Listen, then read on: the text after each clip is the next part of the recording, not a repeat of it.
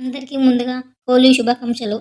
రేపు సోమవారం హోలీ పండుగ మరియు శ్రీ మహాలక్ష్మి జయంతి సందర్భంగా రేపు ఎవరైతే తెల్లవారుజామున నిద్రలేచి ఇల్లు శుభ్రం చేసుకుంటారో వారింట్లో లక్ష్మీదేవి అడుగు పెడుతుంది.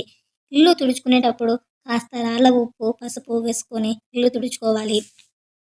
అలాగే ఆవు పంచకం దొరికినట్లయితే వారందరూ ఆవు పంచకంలో తమలపాకు వేసుకొని ఇల్లంతా చల్లుకోండి. అలాగే పసుపు, కుంకుమ గుమ్మానికి పూసి మంచిగా అలంకరించుకోండి. అలాగే శ్రీ మహాలక్ష్మికి పద్మదళ ముగ్గు అంటే చాలా ఇష్టం. అమ్మవారికి ఎర్రటి గులాబీలు అంటే ఇంకా ఇష్టం. ఎవరైతే అమ్మవారిని భక్తి శ్రద్ధలతో పూజ చేస్తారో వారికి ఆ లక్ష్మీదేవి కటాక్షం లభిస్తుంది. అలాగే పూజా గదిలో ఒక గాజు గ్లాసులో రాళ్ళ ఉప్పు నింపి అందులో పసుపు, కుంకుమ వేసి ఆ రోజంతా పూజ గదిలో ఉంచాలి. మరుసటి రోజు ఆ ఉప్పును ఎవరు తొక్కని చోట పొయ్యాలి. అలాగే ఆ పూజ అమ్మవారికి నైవేద్యంగా చక్కెర పొంగలి, పులిహోర, వడపప్పు, పానకం నైవేద్యంగా సమర్పించాలి. అలాగే రేపు ఎవరైతే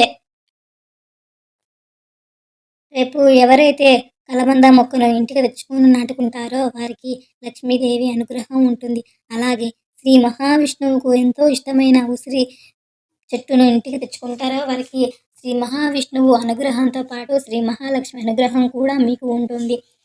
లక్ష్మీదేవికి ఎంతో ఇష్టమైన శంకు చక్ర పుష్పం మీరు అమ్మవారికి పూజలు సమర్పిస్తే మీరు అనుకున్న కోరికలు వెంటనే నెరవేరుతాయి. అలాగే రేపు శ్రీ మహావిష్ణువుకు ఎంతో ఇష్టమైన రోజు.